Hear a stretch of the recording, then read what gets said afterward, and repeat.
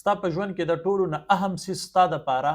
په ځان یقین ساتل دي، چې ته په خپل ځان باندې پوره یقین ساتې چې زه څه کولی شم هغه د چا پلار هم نشي کولی. الله تعالی زه یو کار له رالیږلی یم، الله تعالی په ما کې کمال اچولی دی. کله به هم ځان ته په سپک نظر باندې نه ګورې، خپل ځان له به په خپله عزت ورکې، او کله چې ته په قلاره په خپل ځان یقین ساتې الله تعالی به تا ته لارې هم اسانوي. د چا په تمه باندې مه کښېنه، د چا په انتظار باندې مه کښېنه، د خلکو نه امیدونه او تمې مه ساته، ځکه چې دا بیا تا د ځمکې تل ته کوزوي. همیشه دپاره چې ته کله یو کار کې نو هغه ته مثبت سوچ کوه د هغې حوالې سره، منفي سوچ مه کوه چې دا زه نشم کولی، او که چېرې قسمت را سره ملګری شو دا به ما په مخکې وړاندې بوځي، که حالاتو زه پرېښودمه نو کیدای شي چې داسې زه په مخکې وړاندې بوځم او زه په دې کې کامیاب شم. دا خبرې مه کوه، بس دا وایه چې بالکل زه دا کار کولی شم، زما په ځان باندې پوره یقین دی، په پوره کانفیډنټ سره ته په هغې کار باندې ورځه چې ستا په خپل ځان باندې اعتماد وي. زیاتره خلک زه وینم هغه وایي زما په خپل ځان باندې یقین دی او زه دا کار کولی شم، خو هغه صرف د خولې د حده پورې وایي. د هغې چې کوم طریقه کار دی په هغه طریقه کار باندې دی نه پوهېږي چې یاره زه به دا کار څنګه کومه. په تا کې چې کومې خامیانې دي نو ته به یو داسې محفل کې کښېنه هغه خامیانې ستا نه وځي، د پوهانو خلکو سره کښېنه. که چېرې ته ځان ته په سپک نظر باندې ګورې که دې ځای ته زه لاړ شم نو زه به دلته سپک شم، داسې به شم، هغه به شم، که چېرې تاسو هغه ځای ته لاړلی په حقیقت کې به تاسو سپکېږئ، ځکه چې حدیث قدسي دی، الله تعالی وایي چې چا څنګه په ما ګمان وکړو زه د ګمان مطابق وررسم. الله تعالی په تا کې ډېر زیات کمالونه ور اچولي دي، ته په هغې باندې سوچ وکړه، فکر وکړه، کم ځای کې به تا کې خامۍ دي د هغې د لرې کېدلو کوشش وکړه. ځان له په خپله عزت ورکړه، معاشره به تاله عزت درکوي. او چې ته په خپله وایې چې یاره په ما کې هېڅ هم نشته، زه دا کار نشم کولی، تا چرې بیا معاشره نه تسلیموي په دې خبره باندې چې ته دا کار کولی شي.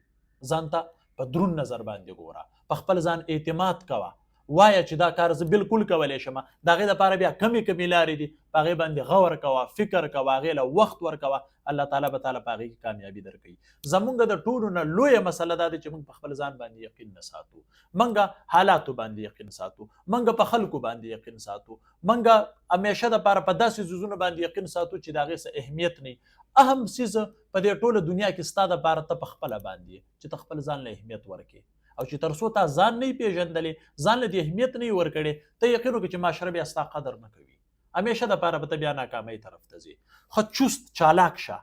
پوهه شه په دې خبره باندې چې الله تعالی زه د کمال نه ډک انسان پیدا کړی یم، او چې زه څه کولی شم هغه یو انسان هم نشي کولی. الله تعالی په ما کې ډېر کمالونه اچولي دي، هغه که ته پالش کې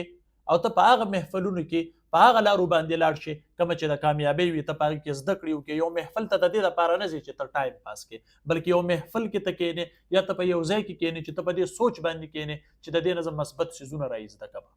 یقین وکړه کله چې ته پازیټیو تھینک کې مثبت سوچونه کې، الله تعالی په تا باندې چې کوم یا سختې دي هغه سختې په تا باندې اسانېږي، په تا باندې مختلف تکالیف وي هغه تکالیف به تا ته اسانېږي. او که ته وایې چې یاره دا سخته را باندې راغله، ما ته نه ښکاري که زه د دې نه خلاص شم، هغه شانتې به یې څنګه چې ته سوچ کولی شې، وایه چې یاره دا ورځ سبا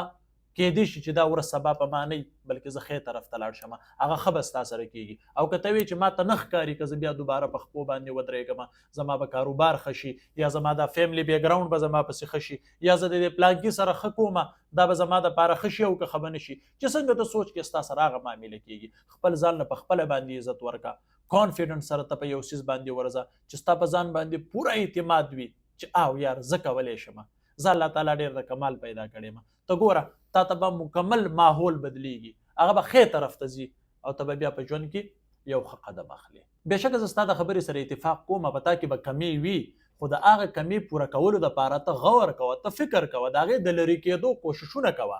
بلکې دا مه وایه چې دا زه نشم کولی، دا زما دپاره ډېره سخته ده، دا به ډېر زیات وخت اخلي، آیا په ما کې به دا بدلون راشي او که را به نه شي. مثبت سوچ کوه، په هغې باندې کوشش کوه، الله تعالی به تا ته ډېرې ګرانې لارې اساني